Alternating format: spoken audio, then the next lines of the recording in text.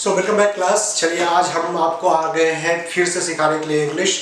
और अभी तक आपने बहुत मजे से अंग्रेजी को सीखा होगा। आज हम लोग चलने वाले हैं फिर से मेन वर्ब की तरफ। आपको पता है कि पिछले क्लास में हमने बताया था आपको कि मेन वर्ब का बेसिक फॉर्म क्या होता है, वो कैसे एक्ट करता है, उसकी जरूरत क्या होती है इंग्लिश में। तो आज हम लोग ठीक उसके आगे चलने वाले हैं। आपको पीछे का स्लाइड दिख रहा होगा, जो हमने पिछले क्लास का स्लाइड है। हम लोग इसी पे थोड़ा सा और वर्कआउट कर लेते हैं ताकि आपको बेहतर चीजें समझ में आनी शुरू हो जाए, है ना। तो चलिए हम लोग इसको देखते हैं फटाफट।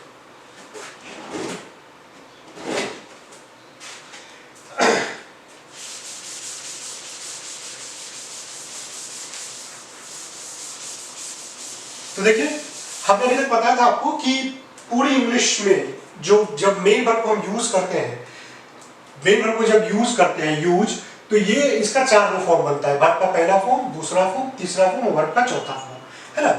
हम ये बताने की कोशिश कर रहे थे आपको कि इसमें से जो वर्ब का चार फॉर्म होता है, इसका कुछ कुछ अलग अलग नेचर भी होता है। ये मेन वर्ब के अलावा भी इसका कुछ कुछ नेचर होता है। तो जैसा कि मैंने पहले बताया था आपको कि वर्ब का पहला फॉर्म और दूसरा फॉर्म, ये दोनों फॉर्म को आप ओरिजिनल फॉर्म बोल सकते हो।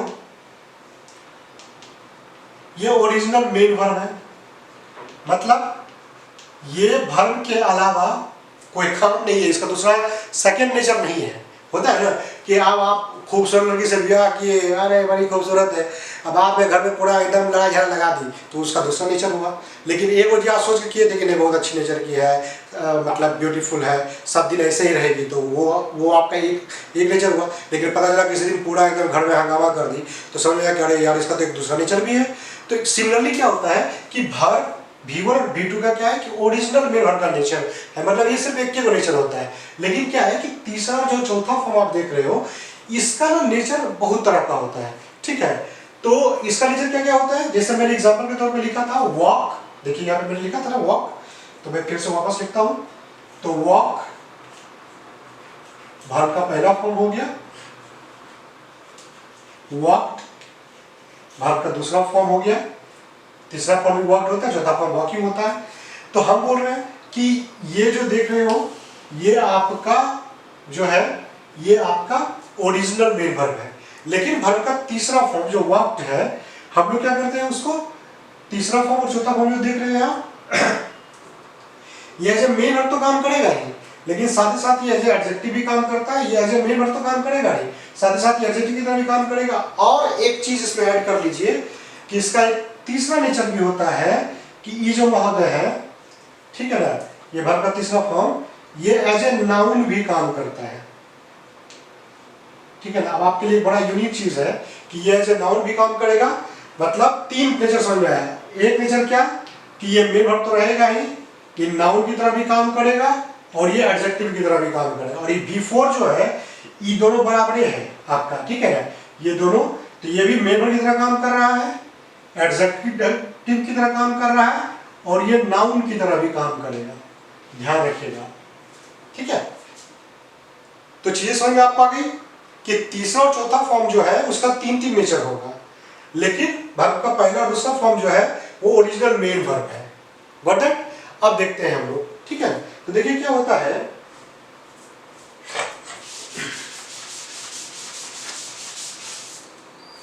तो हम जो यहां पे लिखे आपको कि वर्ब नॉट इन यूज, तो जब ये नॉट इन यूज में होता है, ठीक है ना, जब ये नॉट इन यूज में होता है, ये जो देख रहे हैं नॉट इन यूज, तो नॉट इन यूज में जब क्या होगा, तो नॉट इन यूज में ध्यान रखिएगा कि यही दो, मतलब वर्ब का तीसरा और वर्ब का चौथा फॉर्म जब एज ए मेन वर्ब काम नहीं करेगा, तो जब एज ए मेन वर्ब काम नहीं करेगा, इसका काम क्या होगा, ये 2 in 1 काम करेगा आपका। इसका दो काम है, एक ये एडजेक्टिव के तौर पे काम करेंगे हम लोग, इसको एडजेक्टिव के तौर पे काम करेगा, और दूसरा ये नाउन के तौर पे काम करेगा, है ना। वैसे जो वर्ब का चौथा फॉर्म है, ये भी क्या करेगा, ये भी नाउन के तौर पे काम करेगा और ये भी एडजेक्टिव के तौर पे काम करेगा। ध्यान रखिएगा इस बात का कि वर्ब का तीसरा और चौथा फॉर्म नाउन की तरह भी काम करेगा और एडजेक्टिव की तरह भी काम करेगा, ठीक है ना। तो इसीलिए हम बोले कि जब verb not in use form में रहेगा तब। अब जैसे एग्जांपल के तौर पे देखते हैं हम लोग कैसे नाउन के तौर पे और कैसे एडजेक्टिव के तौर पे है। तो देखिए जैसे हम लिखते हैं कि रीडिंग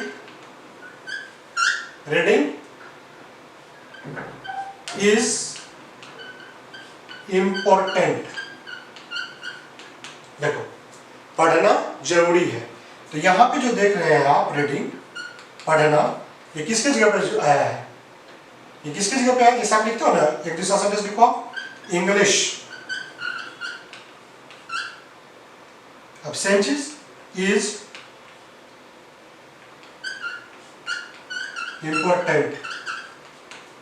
तो ये हमारा सब्जेक्ट हुआ, और ये रीडिंग कहाँ आया है? सब्जेक्ट की जगह पे ही आया ना आपका, ये सब्जेक्ट की जगह पे ही आया, ठीक है ना। तो ये यहाँ पे रीडिंग आईएनजी की वाला फॉर्म आ गया है सब्जेक्ट के तौर पे। तो ध्यान रखना है कि इसको क्या बोलते हैं, नाउन बोलेंगे, है ना। तो यहाँ पे नाउन की जगह पे आया है आपको।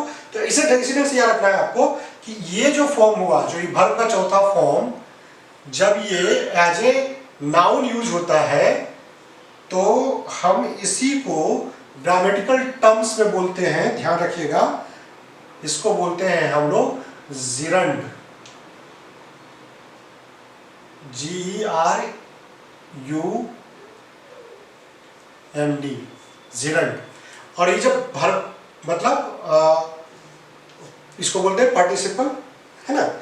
और इसके अलावा जो वर्ब का पहला फॉर्म है,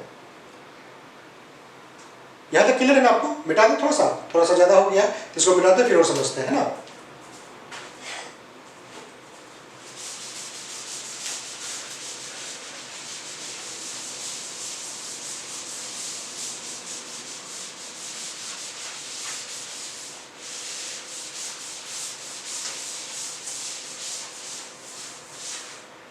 थोड़ा सा और डिटेल में चलते हैं हम लोग। तो हमने क्या देखा यहाँ पे, जो हमारा वर्ब का चौथा फॉर्म था, जो वर्ब का चौथा फॉर्म था हमारा, वो हमारा क्या क्या हुआ? आपको पता है कि ये 3 नेचर का है। ये मेन वर्ब की तरह तो काम करेगा ही, ये मेन वर्ब तो है ही। दूसरा, ये एडजेक्टिव की तरह भी काम करेगा। और तीसरा, ये एज ए नाउन की तरह भी काम करेगा, है ना। और जो वर्ब का तीसरा फॉर्म है, ये क्या है? तो ये भी महोदय फर्स्ट मेन वर्ब की तरह काम करेंगे, है ना। दूसरा एडजेक्टिव की तरह काम करेंगे, और तीसरा नाउन की तरह काम करेंगे। और यहां पर जो आप इसको देख रहे हो, वर्ब का दूसरा फॉर्म, ये सिर्फ और सिर्फ एज ए मेन वर्ब काम करेगा। इसके अलावा ये कभी भी कोई काम नहीं करेगा। लेकिन जो वर्ब का पहला फॉर्म है, ठीक है ना, वर्ब का फर्स्ट फॉर्म, वर्ब का पहला फॉर्म, तो ये क्या है आपका? ये भी प्राइमरी तौर पे ये एज ए मेन वर्ब ही काम करेगा, ठीक है। लेकिन यहां पे एक लेकिन भी है। लेकिन कहने का मतलब ये हुआ कि अब इसमें से आप किस दोनों को देख रहे हो, तीसरा चौथा फॉर्म, कि एडजेक्टिव और नाउन की तरह भी काम कर रहा है। तो हम इसीलिए इसको इस ग्रुप में ले आते हैं, वर्ब नॉट इन यूज वाले में भी। तो नॉट इन यूज वाले में 3 ग्रुप, 3 काम करेगा, ध्यान रखना है आपको, 3 काम करेगा। अब कौन काम करेगा? तो याद रखिएगा कि वर्ब का पहला फॉर्म जो देख रहे हैं, ये काम करेगा। वर्ब का तीसरा फॉर्म और वर्ब का चौथा फॉर्म, है ना।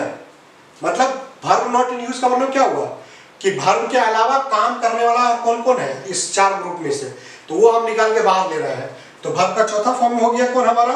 तो वर्ब का चौथा फॉर्म के तौर पे जब आएगा ये, तो आपको पता है कि जब ये यहां पर एज ए सब्जेक्ट काम करेगा, मतलब तो हम इसको बोलते हैं, ये एज ए नाउन काम करता है। और ग्रामेटिकल टर्म्स में आप, चूंकि ये वर्ब से बना हुआ नाउन है, तो आप इसको वर्बल नाउन बोल सकते हैं। क्या बोलेंगे इसको? क्या बोलेंगे इसको? इसको आप वर्बल नाउन बोल सकते हैं, ठीक है ना।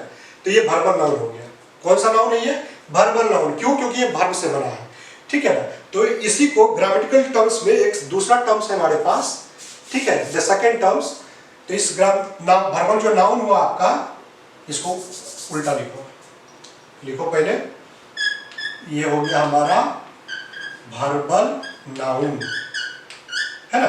तो इस वर्बल नाउन को ग्रामेटिकल टर्म्स में बोला जाता है जिरंड, GERUND। तो जिरंड कुछ है नहीं, इस नाम दे दिया गया। जैसे तुम वही होते हो ना, है ना, जैसे तुम अपने घर में हो तो बेटा हो, और जैसे ससुराल गए तो क्या हो गए, दामाद हो गए। तो खाली नाम चेंज हुआ, हो तो वही ना, ऐसा नहीं कि दामाद गए थे वो दो सींग निकल गया, वो पूछ निकल गया, ऐसा तो कुछ हुआ नहीं ना, ठीक है ना। तो हम वही है, सिर्फ हमारा क्या हुआ, जगह चेंज हुआ और नेचर ऑफ वर्क चेंज हुआ। अब अपने घर में थे तो गधा की तरह मम्मी पापा खूब काम करवा रहे थे, ससुराल गए हैं तो मार खा के एकदम पड़े हुए हैं अजगर की तरह, कोई काम ही नहीं है, समझ रहे हो ना, वो मजे मार रहे हैं पूरा का पूरा, है तो वही हम लोग। तो इसीलिए हम लोग खाली नाम चेंज, जिरंड कहने का मतलब क्या हुआ कि जब वर्ब का चौथा फॉर्म, वर्ब का चौथा फॉर्म बोले तो कौन सा, ING वाला, जब नाउन की तरह काम करेगा, वर्बल नाउन की तरह काम करेगा तो हम उसको जिरंड बोलते हैं। और इसका काम क्या है, अब नाउन है तो नाउन का काम क्या होगा, तो नाउन का काम दो एगो होता है, तो जिरंड का भी काम दो ही को होगा, ठीक है ना। या तो ये सब्जेक्ट के तौर पे यूज होगा और नहीं तो ये ऑब्जेक्ट के तौर पे यूज होगा। अब एग्जांपल देके समझते हैं वो, है ना। जैसे देखिए हम यहाँ पे लिखते हैं कि I am reading, देखो तो I am reading लिखे तो यहाँ पे क्या हुआ, यहाँ पर ये मेन वर्ब के तौर पे आया है। किसके तौर पे आया ये, तो मुझे लगता है कि अब आपको वर्ब का चौथा वाला फॉर्म का सारा नेचर आपको क्लियर हो गया होगा। हम लोग आते हैं अब वर्ब के तीसरे वाले फॉर्म पे। तो तीसरे वाले फॉर्म को के बारे में पता है आपको कि इसको भी हम क्या बोलते हैं, हम इसको ही बोलते हैं वर्बल नाउन। अब ये भी जो महोदय है ये भी क्या है आपका, ये भी वर्बल नाउन है, ठीक है ना, ये भी वर्बल नाउन है। अब ये भी वर्बल नाउन है तो इसको ग्रामेटिकल टर्म्स में बोला गया पार्टिसिपल,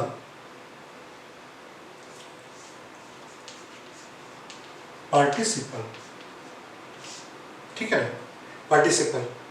अब पार्टिसिपल का भी काम क्या है, इसका भी काम क्या होगा, तो ये भी, इसको भी जब हम यूज करते हैं तो ध्यान रखिएगा कि इसको भी हम जब यूज करेंगे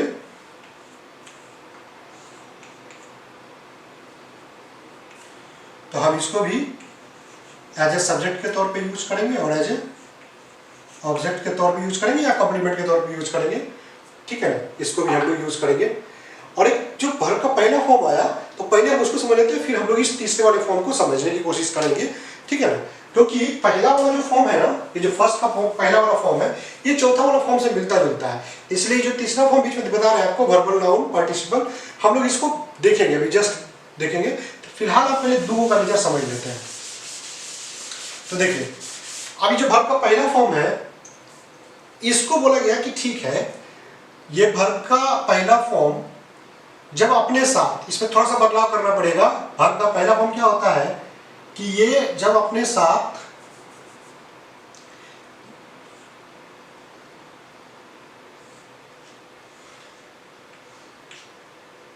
टू प्लस वर्ब का फर्स्ट फॉर्म, मतलब जब पहला फॉर्म वर्ब के पहले वाले फॉर्म के साथ टू के साथ आएगा तब ये दोनों को बराबर बोला गया कि ये दोनों बराबर हो जाएगा, है ना। मतलब कि अगर हम, तो ये जो 2 प्लस V1 के फॉर्म में जब वर्ब का पहला फॉर्म आएगा, जब वर्ब का पहला फॉर्म 2 प्लस V1 के फॉर्म में आएगा तो ये भी क्या काम करेगा, तो हम इसको ही बोलते हैं वर्बल नाउन। तो ये भी हमारा हो गया वर्बल नाउन, तो ये भी हमारा क्या हो गया, वर्बल नाउन हो गया, ठीक है ना। तो मतलब जो वर्ब का चौथा फॉर्म ING वाला वर्बल नाउन था, वैसे 2 प्लस V1 भी वर्बल नाउन हो गया। और ध्यान रखिएगा कि ये जो वर्बल नाउन है और ये भी महोदय ये एडजेक्टिव की तरह काम नहीं करेगा, ध्यान रखिएगा इस बात का, ठीक है ना। तो यहाँ पर ये जो वर्बल नाउन हो गया इसको ग्रामेटिकल टर्म्स में बोला गया, ग्रामेटिकल टर्म्स में इसको बोला गया इन्फिनेटिव। क्या बोला गया, इन्फिनेटिव। और इन्फिनेटिव का बेसिक काम क्या होता है, तो इसको ही बोला गया कि इसका दो काम होगा, जो जिरंड का है ये भी सब्जेक्ट के तौर पे आएगा और ऑब्जेक्ट के तौर पे काम करेगा। ठीक है ना? तो जिरंट जो काम करता था सब्जेक्ट और ऑब्जेक्ट के तौर पे, इन्फिनेटिव भी वही काम करेगा। इसीलिए इन्फिनेटिव को बोला गया कि ये दोनों बराबर है, इन्फिनेटिव इज इक्वल टू जिरंट। ठीक है, समझ गए बात को? कि आप जिरंट के जगह पे इन्फिनेटिव का यूज कर सकते हैं, इन्फिनेटिव के जगह पे जिरंट का यूज कर सकते हैं।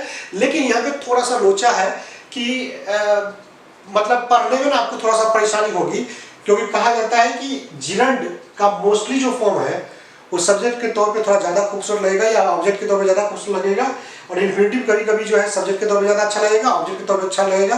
तो ये डिपेंड करता है वर्ब टू वर्ब, है ना? तो धीरे धीरे पढ़ते पढ़ते आपको समझ में आएगा। जैसे फिर भी एग्जाम्पल के तौर पर समझा देते हैं आपको। जैसे हमने यहाँ पे लिखा कि,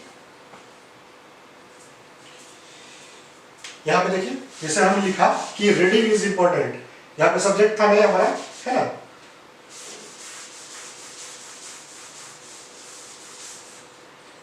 तो यहाँ पे सब्जेक्ट हमारा रीडिंग, रीडिंग इज इंपॉर्टेंट। तो यहाँ पे इस रीडिंग के जगह पे आप चाहें तो इसको भी लिख सकते हैं कि टू रीड इज इंपॉर्टेंट, लेकिन अच्छा लगेगा, देखो बोल के टू रीड इज इंपॉर्टेंट अच्छा लग रहा है ना, है ना? तो क्या होता है कि सेंटेंस का मतलब होता है कि उसकी खूबसूरती होनी चाहिए। तो इसीलिए ग्रामेटिकल टर्म्स में दिक्कत नहीं है, दिक्कत है कि बोलने में या लिखने में अच्छा लग रहा है, मजा नहीं आ रहा है, अलाइनमेंट सही नहीं लग रहा है, तो इसलिए हम इसको हटा देते हैं। ठीक है ना? तो रीडिंग यहाँ पर हम लोग यूज कर रहे हैं सब्जेक्ट के तौर पर। हाँ, बाद वाले फॉर्म में इसको हम ज्यादातर यूज करते हैं तो अच्छा लगता है। हाँ, लेकिन वही बात है, फिर मैंने यहाँ बताया कि आई लाइक रीडिंग, ये सब एग्जाम और बॉडी में पूछता है, ध्यान रख देना। जैसे आई लाइक रीडिंग, तो अब लाइक के बाद हमेशा जिरंट का फॉर्म आएगा, मतलब वर्ब का चौथा वाला फॉर्म आएगा। लेकिन अगर हम लिख देंगे इसको आई लाइक टू रीड तो चलेगा, कोई दिक्कत नहीं है। आई लाइक टू रीड तो चलेगा, समझ रहे हो? I like to read infinitive भी आ सकता है जिरंट की जगह पे, इसके जगह पे ये आ सकता है, कोई दिक्कत वाली बात नहीं है। ठीक है ना? लेकिन अब बहुत सारा जो मेन वर्ब है वो बोलता है नहीं हमारे बात नहीं आएगी, होता है किसी किसी को, तुम्हारा किसी के साथ आपको अच्छा लगता है, किसी के साथ खराब लगता है, तो ना हाँ उसके साथ तो हम रह लेंगे। जैसे हॉस्टल में क्या होता था, एक रूम में नहीं उसके साथ रह लेंगे, इसके साथ नहीं रहेंगे। स्कूल वगैरह बेड में क्या होता है, उसके साथ हमको अच्छा लग रहा है तो हम उसके साथ बैठेंगे, लेकिन नहीं उसके साथ नहीं बैठेंगे। This sort of things happens. तो इस बात का ख्याल रखना है कि ये जिरंट और इन्फिनेटिव के बारे में हम लोग डिटेल में और भी पढ़ेंगे, ऐसा नहीं है कि हम लोग नहीं पढ़ेंगे। ठीक है ना? तो अब हम लोग इसके आगे चलते हैं, तो देखते हैं। तो देखिए अब क्या है कि यहां तक तो मुझे लगता है क्लियर हो गई चीजें आपको। वर्ब का जो तीसरा फॉर्म था पार्टिसिपल वाला फॉर्म, उसको भी हम लोग अलग से पढ़ेंगे। तो अब आपको एक नेचर क्लियर हो चुका है पूरा का पूरा, है ना? अब आते हैं कुछ और भी चीजों को समझते हैं। जैसे देखिए आप,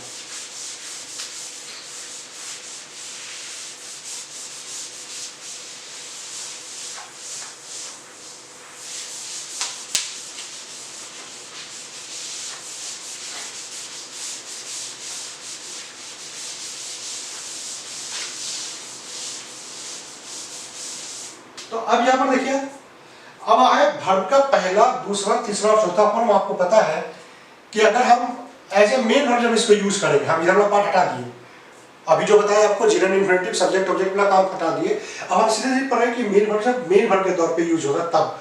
तो जब उसका 4 को नेचर बनेगा, V1, V2, V3, V4, तो आपको पता है कि इस थोड़ा दिमाग में बिठा लीजिएगा कि जो पहला फॉर्म होता है ये सिर्फ 2 ही समय के लिए यूज होगा। ठीक है ना? या तो ये प्रेजेंट में यूज होता है और नहीं तो ये फ्यूचर में यूज होता है, बस 2 ही समय के लिए। V1 जब भी आएगा तो या तो प्रेजेंट में आएगा नहीं तो फ्यूचर में आएगा, पास्ट में कभी नहीं आएगा, ध्यान रखिएगा इस बात का। और ये जो V2 है ये सिर्फ और सिर्फ एक के जगह आएगा, दैट इज इन पास्ट, बाकी जगह ये कभी मिलेगा ही नहीं आपको, ना प्रेजेंट में यूज होगा। ध्यान रखिएगा कि V2 जो है वो ना प्रेजेंट में यूज होगा और ना ही फ्यूचर में यूज होगा। इस दोनों जगह कभी भी आपको नहीं मिलेगा वर्ब का दूसरा फॉर्म, वो सिर्फ और सिर्फ कहाँ मिलेगा आपको, पास्ट में मिलेगा। लेकिन आपको जो ये दोनों फॉर्म दिख रहा है आपको, वर्ब का तीसरा और चौथा फॉर्म, ये आपको तीनों समय में मिलेगा। मतलब ये आपको पास्ट में भी मिलेगा, प्रेजेंट में भी मिलेगा, और ये आपको फ्यूचर में भी मिलेगा। ठीक है ना, प्रेजेंट पास्ट फ्यूचर तीनों जगह मिलेगा। तो इस बात का ख्याल रखना है कि वर्ब का पहला फॉर्म प्रेजेंट और फ्यूचर में सिर्फ मिलेगा, पास्ट में कभी नहीं मिलेगा आपको। ठीक है, और वर्ब का दूसरा फॉर्म जो है वो सिर्फ पास्ट में मिलेगा, तीसरा चौथा फॉर्म जो है वो पास्ट प्रेजेंट फ्यूचर सब में मिलता है। अब इसके अलावा कुछ और भी चीजें हैं जो आपको समझने की जरूरत है, तो हम लोग अभी जब उसको देखते हैं। ठीक है ना, तो अब क्या है कि ये सब जो नेचर देख रहे हैं ना, ये वर्ब का पहला दूसरा फॉर्म, अब जितना भी मेन वर्ब था, है ना, इसको बोला गया कि सारा मेन वर्ब दो नेचर का होता है। सारा मेन वर्ब क्या होगा, दो नेचर का होगा। एक को बोला गया रेगुलर,